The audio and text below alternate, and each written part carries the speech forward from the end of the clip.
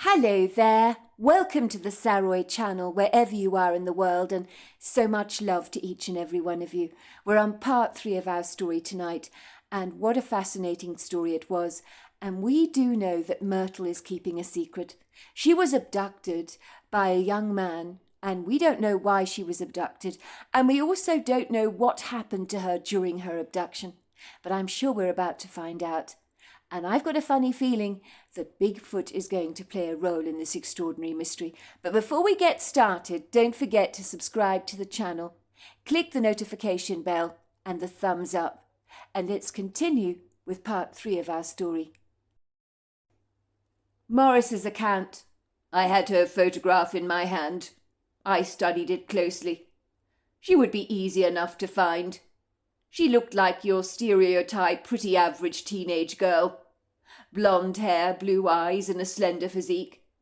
She was not my type, of course. So many girls nowadays look exactly like her. Sometimes you can barely tell them apart. I'm not being nasty, it's just a fact. Personally, I like a girl who looks different. Someone who isn't afraid to be true to her authentic self. Goes against the status quo, you could say. And doesn't follow the leads of celebrities or social influencers, like so many young people my age tend to do. Something I've never been able to understand. The girls I like have what I would believe is a rebel gene. But by the looks of the photograph that I had been given, I would say that Myrtle Cladderstone was nothing but sweetness and light. As from the day she was born and first drew breath, she probably never cost her mother a single night's sleep. You know the type. Seemingly perfect in every way. It was as if she hadn't got a single rebellious streak in her entire body. I find girls like that to be nauseatingly sickening, because they are saccharine sweet, and it seems so artificial, so unnatural to be like that. It's as if they're afraid to be who they really are beneath the pristine veneer that they so easily present to the world. By the looks of the photograph, Myrtle looked natural and fresh-faced, the kind of girl that doesn't endorse the fake look that has become very popular these days among my generation, for reasons I cannot comprehend. Maybe I'm peppered by old-fashioned values, but I like natural beauty, not girls that are looking for lips that are so fat even a goldfish wouldn't be able to tell them apart. And get this, they think it looks attractive. Are you kidding me? Talk about body dysmorphia of the worst kind. Some of those delusional girls want backsides that are so massive you could balance a teapot on them. And I'm not joking about that either.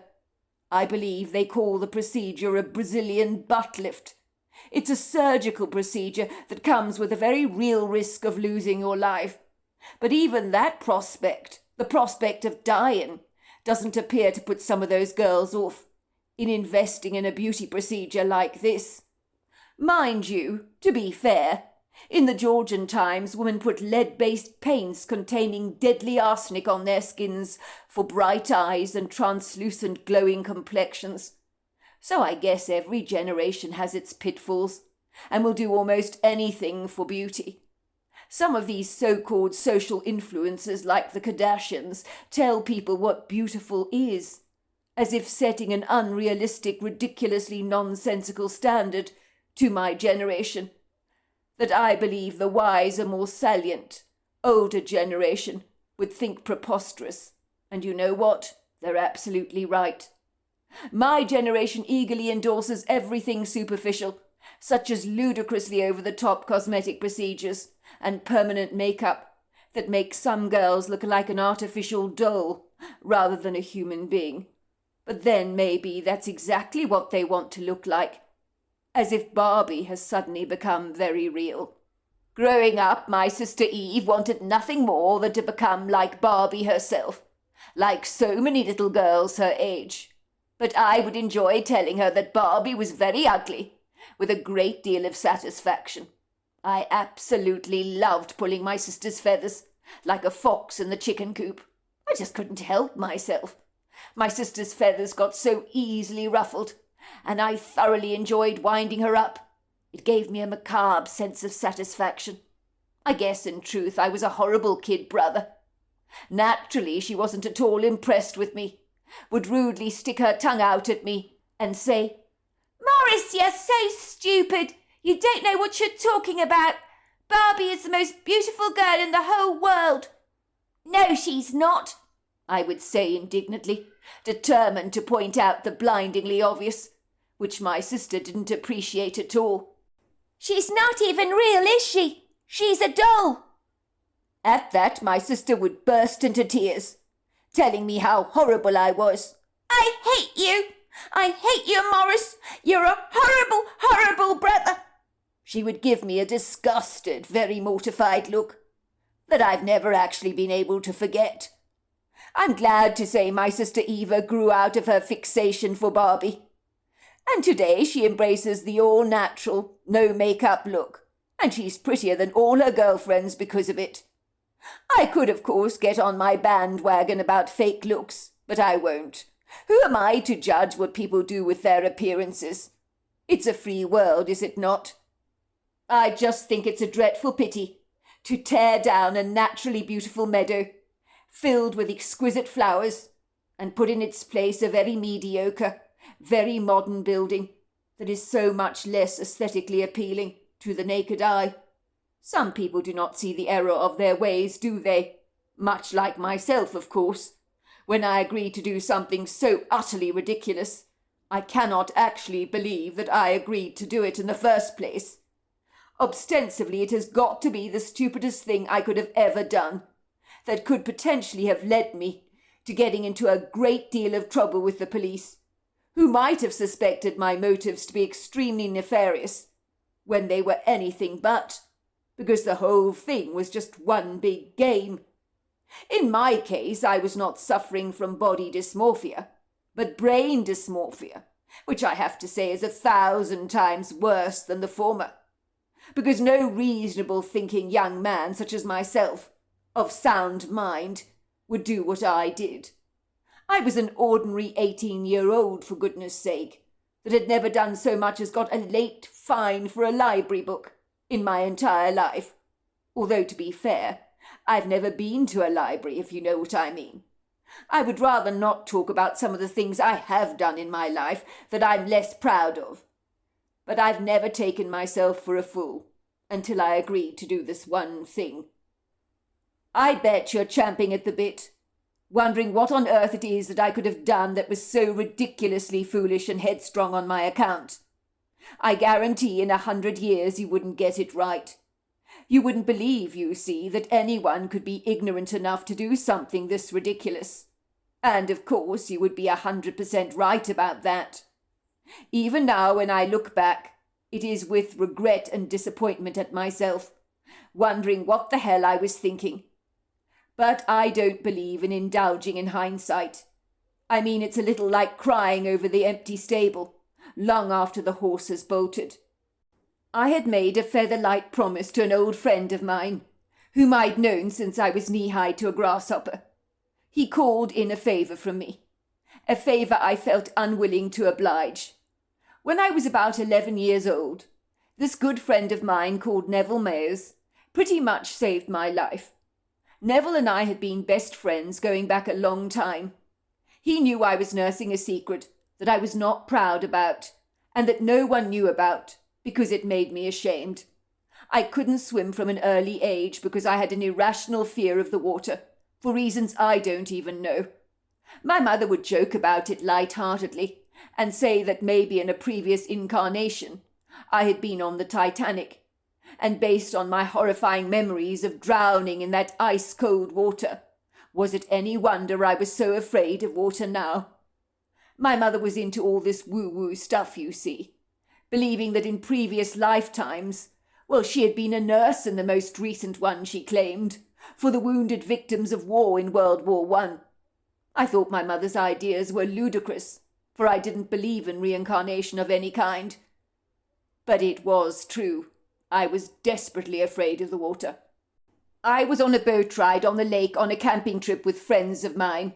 Now, I didn't mind being on the lake in a boat. That was a whole different scenario, because I wasn't in the water. I was about 10 years old at the time, One of the boys pushed me into the dark, murky water of the lake from the boat, just as a joke. He had absolutely no idea I couldn't swim, and what he'd done could potentially cost me my life. I had stood up on the boat, you see, leaning over the edge to watch a catfish scooting past me. I was in awe about the humongous size of this large fish. "Look at that fish! It's a catfish! It's massive!" I cried out excitedly. All 5 of us kids were leaning over the boat to inspect this marvellous fish that we had seen, all expressing how cool it was. One of the kids got a bright idea in his head. He thought it would be hilariously funny, as he was seeing me leaning over the edge of the boat, to give me a pushover into the water.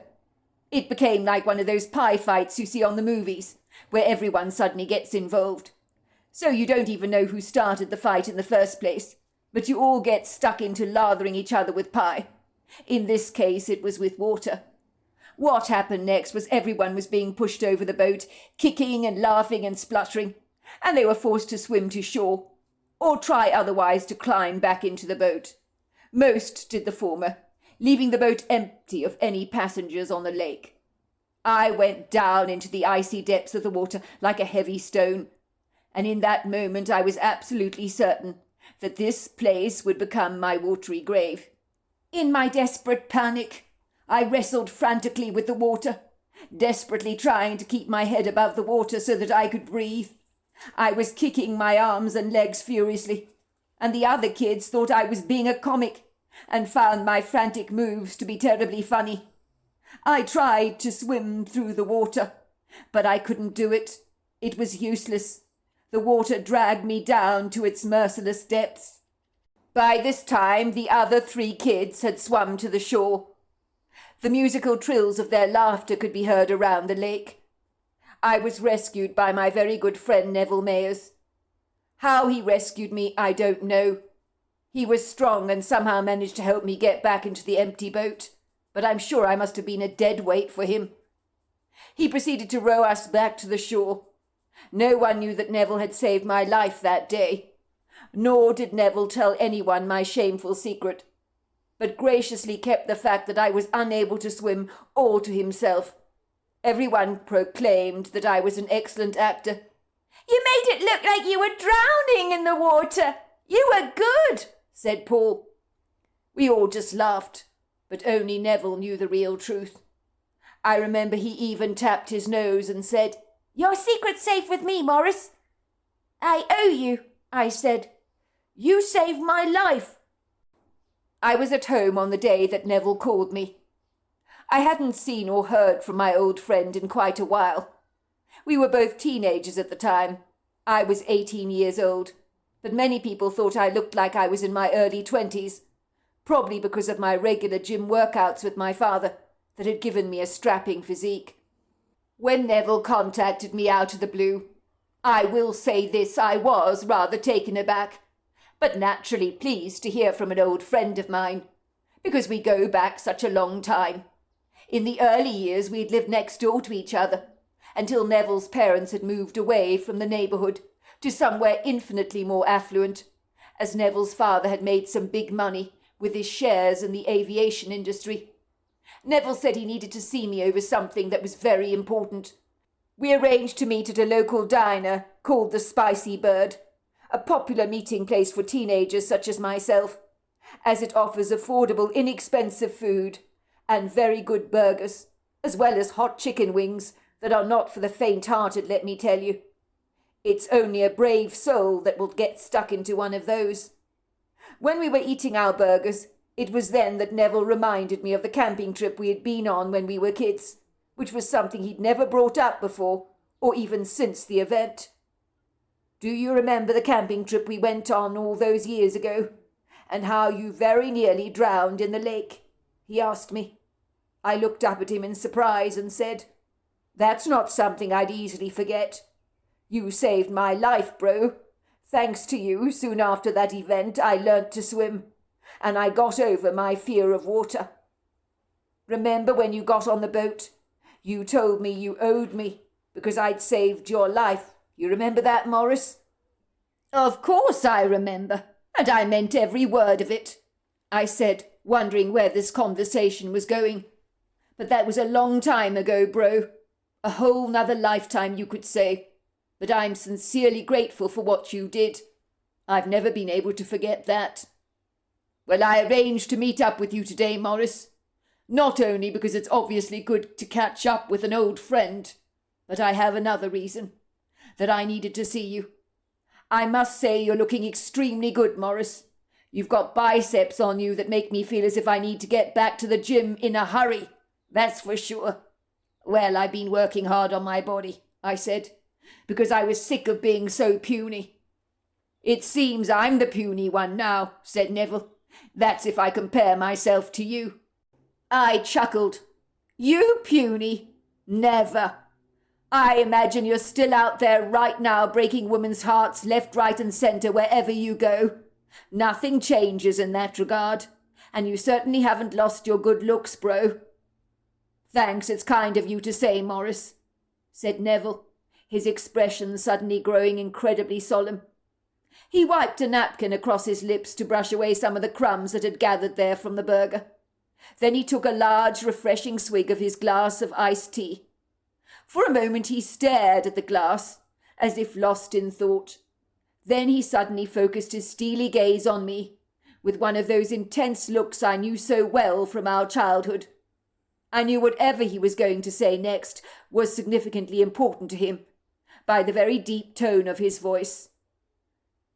Even though we haven't seen each other for a while, Morris, we've always been the best of friends, have we not? And I've always had your back. For sure, I said. I know I saved your life that day when we were out on the lake in the boat. You were about 10 years old, as was I. I figure you owe me, bro. So I'm going to take you up on your offer that you made back then. I want to call in a big favour. I took a large gulp of my double thick lime milkshake, allowing the smooth, creamy drink to moisten the scratchy feeling that suddenly engulfed the back of my throat, that became very uncomfortable with the gravity of Neville's words, that pierced through bone, marrow and sinew. Why did I have an ominous feeling about all of this? And even when Neville had phoned me, the urgent tone of his voice had left me feeling rather rattled. There was such a resolutely determined look on his face that was scaring me half to death. Growing up, Neville had always been rather headstrong, and when he wanted something he would willfully go for it, irrespective of the stumbling blocks in his way, or how many people he had to tread over in order to acquire his goal. But whatever he was asking for me to do, I hope to God it wasn't something that involved breaking the law. I may owe my best friend a favour, but surely there were limits. To put it bluntly, Neville could be pretty ruthless, and would probably have made an excellent politician one day, because he was a master manipulator. He was one of those people you knew would succeed in life, because he was so focused and committed, and was good at everything he did from sports to academia. And the girls naturally loved him, because he was extremely good-looking, and that certainly helped. Besides all that, he had a tongue on him that was so smooth he could charm the socks off an old lady. Growing up, Neville had always been headstrong and willful, and when he wanted something doing, he'd go for it, irrespective of the stumbling blocks in his way, or how many people he had to tread over in order to accomplish his goal. But whatever he was asking of me, I hope to God it wasn't something that involved breaking the law. I may owe my friend a favour, but there were limits on what I was prepared to do, surely. But to put it bluntly, Neville could be pretty ruthless, and would probably have made an excellent politician, because he was a master manipulator. He was one of those people you knew would succeed, because he was so focused and committed in everything he did, and was good at everything from sports to academia. The girls naturally loved him because he was extremely good-looking, and it helped, of course, that he had a tongue on him that was so smooth he could charm the socks off an old lady. Growing up, even when Neville was as young as 10 years old, the girls would always giggle and whisper when he was around, and I remember at the time I envied him greatly for being so popular with them, because I would have liked to have been just like him, but not any more. "What is it you want me to do, bro?" I asked him, It better not be anything illegal. I'm very thankful you saved my life that day, Neville. I really am. I'll never forget what a loyal friend you've been to me over the years. But you do realize there are limits to what I'm willing to do for you. I hope you appreciate that. Keep your hair on, Morris. I haven't told you what the favour is yet, have I? So don't assume I'm asking you to murder someone on my behalf, he said with a muted laugh that made the hair on the back of my neck stand up on end. But then what is it you want me to do? I asked, eyeing Neville suspiciously through narrowing eyes. Why do I not feel comfortable about this? I asked him. Neville paused for a brief moment. His eyes remained fixed on his glass of iced tea. He began staring at the tea, as if it was a source of great fascination for him.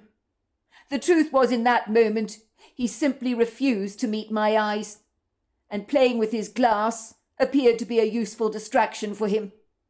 Finally he came out and said it, in a very low voice that was almost inaudible for a moment.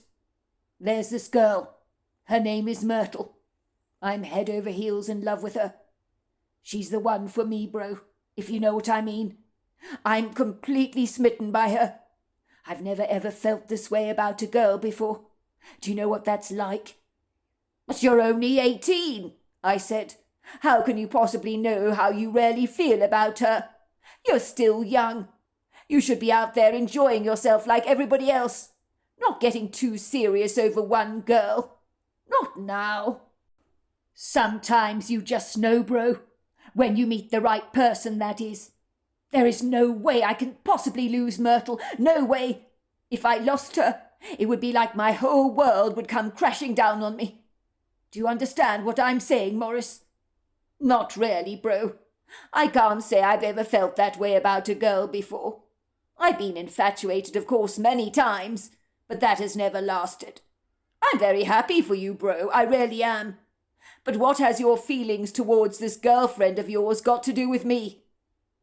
I paused for a second, and then it occurred to me that my friend was about to announce that he was getting married. You're getting married, is that it? You want me to be your best man? Is that what this is about? I looked at Neville through wide eyes and said, Oh my God, it is, isn't it? But you can't get married at 18, bro. That's insane. You're far too young. You need to think about this before you jump into the deep end. You might regret it if you do. Neville looked decidedly awkward for a moment. He shifted uncomfortably in his seat, straightening up his back and looking at me through wide, earnest eyes. I wish I was asking you to be my best man, Morris, and I hope I will one day, because I wish I was getting married to Myrtle. But you're getting ahead of yourself, I'm afraid. Oh, well, that's a relief, I said. You had me going for a moment. So go on, then. What is this all about? You've got me curious now. Myrtle broke up with me the day before yesterday. Can you bloody believe that? It knocked me for 6, it did. Man, I love that girl. I thought things were perfect between us. I really did. We went to a party. I got upset with her for talking to another guy who made no secret of the fact he fancied her. It was insulting the way he was, salivating over her. Well, I told her I didn't like it one bit. And then she pretty much told me to get over myself, and it was over between us for good. I'm sorry to hear that, bro, really I am. That sucks. You know what they say. You win some and you lose some. It's the game of life, is it not? Neville's eyes became wider. So wide, in fact, they reminded me of saucers. He looked at me fiercely. Didn't you hear a word I was saying, Morris? I can't lose her. I can't. She's the one for me. Do you get that? I will do absolutely anything to get her back. Anything. I need her to see that we are meant to be together. Forever. Look, bro, you've always been a good friend to me, so I'm going to be perfectly honest with you. I'm very sorry to hear that she's broken up with you. It happens to the best of us. But if it's any consolation, I'm sure you'll meet someone else. You know what they say. There are many more fish in the sea. That's what my mother is always reminding me when I've been upset over a girl. And you know she's right. There are good people out there. I'm sure you'll meet someone else." "But I don't want anybody else," said Neville. "I'm madly in love with Myrtle. Why the hell would I want anyone else if I can have her?" "Well, there's nothing I can do about it, can I, bro? I can hardly hold a gun to your ex's temple and tell her to date you if it's against her will to do so, can I? You can't force anyone to do something they don't want to do. Besides anything else, I'm pretty useless at relationships, and giving any relationship advice, well, I'm useless at that too. I think my longest relationship with a girl has been about 6 months. So you're asking the wrong person for advice," I said, letting out a muted laugh. "I don't want advice, Morris. I don't need advice. If I wanted advice, I'd go to my older brother Ethan. But much like you, he's told me to just let her go. And I can't do that. There's no way I can do that." "Well, that's sound advice if you ask me, bro. Ethan has always had a good head on his shoulders. He's 8 years older than you, is he not? He's had much more life experience with girls. He knows what he's talking about." "That's a maybe, but he hasn't got a clue, Morris. He doesn't understand the torment I'm going through. No one does. I can't sleep. I can't eat. I can't do anything. I have to get Myrtle back. She's all I think about. 24/7. I can't get her out of my mind." "You've got it bad, Neville. I don't know what this girl has done to you, but she must be pretty special to have made such an impact on you. Finally you get it, Morris. That's it, she is special. Very special. Which is why I need you to do something for me that will make Myrtle realize how much she needs me, how much she depends on me, and that she can't live without me. I think if she's made to feel extremely vulnerable and insecure, if she senses her life may have been in perilous danger, she will come running to me for cover, and I will be able to look after her, protect her, offer her solace and comfort. I'll be the shoulder for her to cry on. That way she won't ever want to be without me again. I will give her the safety she's craving. I know this plan will work. I've figured it all out. And even if it doesn't, what have I got to lose?" When Neville told me what he wanted me to do, I was flabbergasted. I thought his seemingly ingenious plan was absolutely insane, completely over the top, and it certainly did not come without risks. I could potentially get into heaps of trouble by the police, and worse still, insidiously deplorable labels could be attached to my personality and character, like abductor, pervert, or even rapist. I could potentially go to prison for a very long time for this. Neville, who was always a masterful manipulator, persuaded me that all would go very well, and that the plan was pretty plain sailing. "But you want me to abduct your girlfriend? Do you realize it's insane? What a crazy idea! How can I do that? Do you realize what trouble I would be in if I was caught? I told you there were limits to what I would do to help you, Neville. I could talk to your girlfriend if you like, try and make her see sense. But abduction, that's not right, bro. Surely you can see that." "But you're not really abducting her, are you, Morris? I want you to pretend you're abducting her. There is a huge difference. You need to allow her to believe that she is in mortal danger, that you're a dangerous predator with malicious intent. That means her grievous harm. You're playing a part, Morris. You're like an actor in a movie. You're going to be the predator in this movie, but it doesn't mean you really are a predator. You're playing the part of a predator. You're going after her. You're scaring her. You're following a script, so to speak. But you're doing nothing of the kind. But you want her to believe that you are.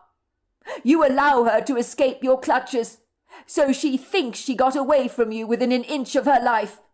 You can even pretend to chase after her, and then give up with exhaustion. That's the whole point of this exercise. I want her vulnerability buttons to be pushed, so she will come running to me. And then I will make her realize how much she needs me, how she can't live without me. I can't lose her, Morris. I need you to do this for me. You owe me, Morris, you know you do.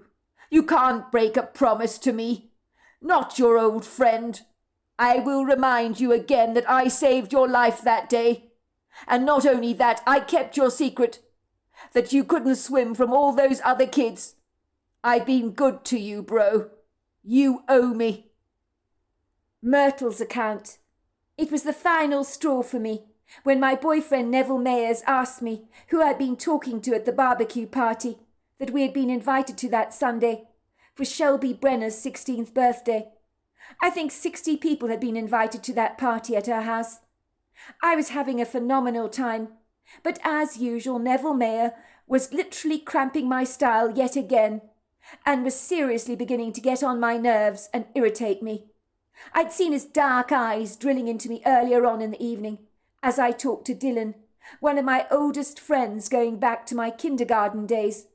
We began to ruminate nostalgically about old times together, as you do when you catch up with someone you haven't seen in an age. We were both laughing together a lot.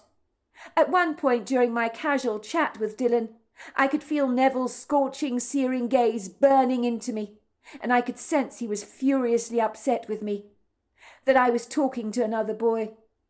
Even Dylan glanced over at Neville and then back at me again and said, I don't think your boyfriend likes me talking to you.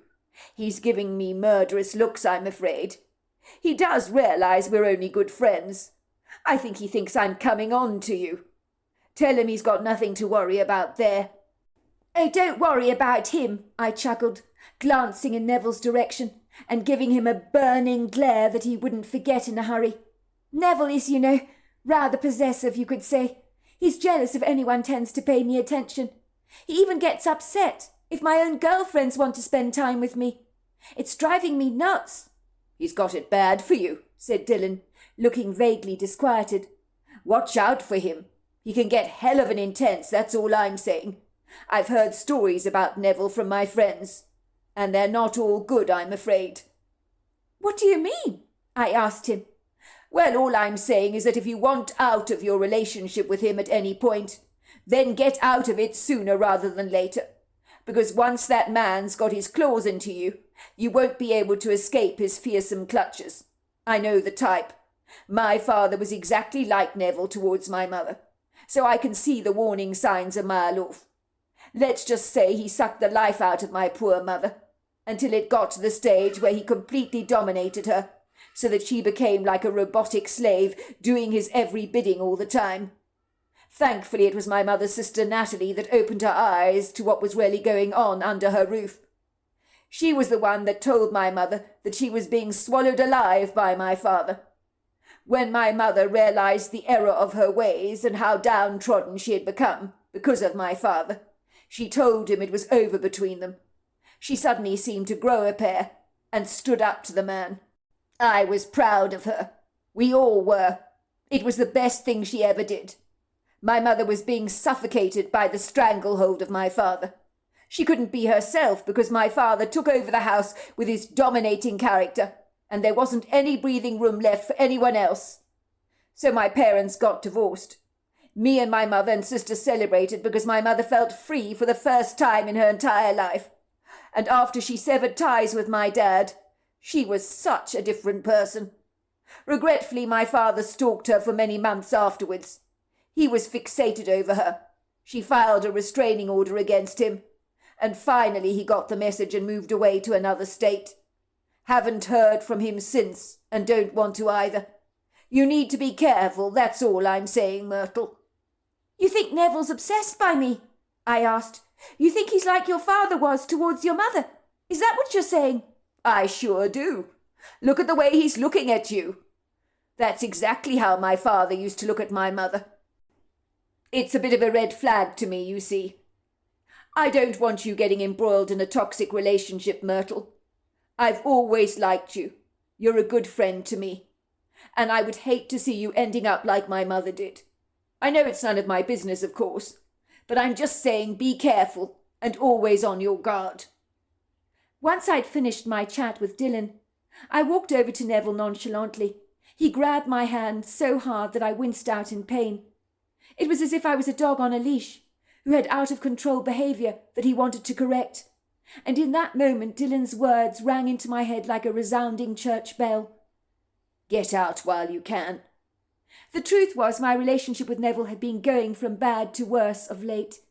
In the beginning I'd fallen hard for Neville, because every single girl in my year thought he had film star looks, as he did.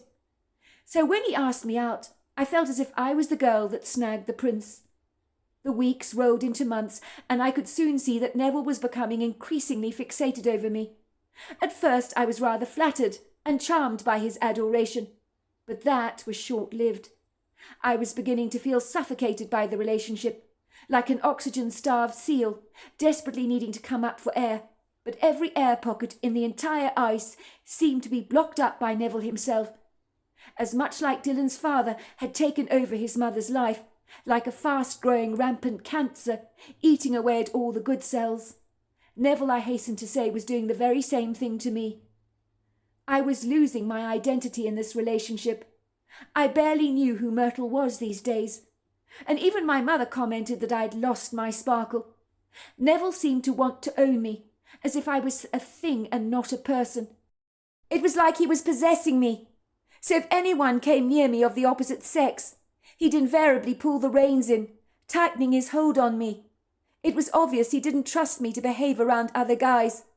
When someone does that to you, all you want to do is to escape and run away. Neville looked incensed. His face went a deathly pale colour. He looked at me through burning, outraged eyes. Get real, Myrtle, for God's sake. He was making a play for you. Anyone could see that. I saw the way he was looking at you. He was drooling over you like a dog over a bone.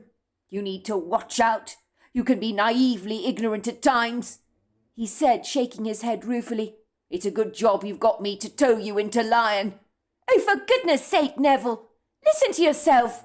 Why on earth are you so possessive? If I didn't know any better, I'd say you were jealous. I'm not jealous. I'm just concerned about you giving out all the wrong messages.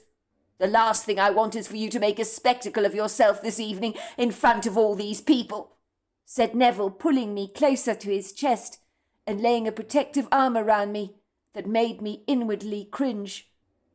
I just want the best for you, Myrtle. You know that.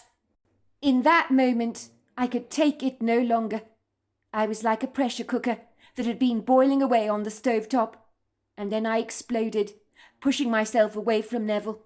I glared at him furiously and waved my fists at him in a threatening gesture, something I'd never ever done before. It's over, Neville. Do you hear that? It's over. I'm breaking up with you now. What have I done? You're not being serious. You said you loved me. Don't overreact over all of this. For goodness sake. I don't love you, Neville. I don't think I ever did. Yes, you're a nice enough guy, and I wish you the very best. But we're not right for each other. I feel as if I can't breathe when I'm around you. You suffocate me, Neville. Don't go blaming Dylan for this, because none of this is his fault. I don't fancy Dylan, and I don't fancy you. So it's got nothing to do with him. So don't get any funny ideas about this. I know how your mind works, Neville. The truth is, I've been wanting to break up with you for quite a while, but I haven't had the courage to do it until now. But it's just not going to work out between us. You're upset, Myrtle. You know you are. You're taking this out on me. I get it. You're upset because Dylan is a good friend of yours, and you think I overreacted. But we can talk about this, can we not? There is no point in talking about anything, Neville. Don't you get it? Because I know what you're like. You'll talk me round. You'll persuade me that we belong together and that you love me. But the truth is, I can't breathe when I'm around you. I need my space. And I'm sorry. But it's over. It has to be. Look, Myrtle, you don't know what you're saying. You're talking out of a limb now because your mind is all over the place. But I love you. Doesn't that count for something? We can't work anything out, Neville. I'm sorry. As I keep saying to you, it's over between us. And with that, I stormed away, with Neville begging me for forgiveness. But I just refused to listen. So that's the end of part 3. Part 4 is tomorrow night. I look forward to you joining me then. Until next time, goodbye and good night.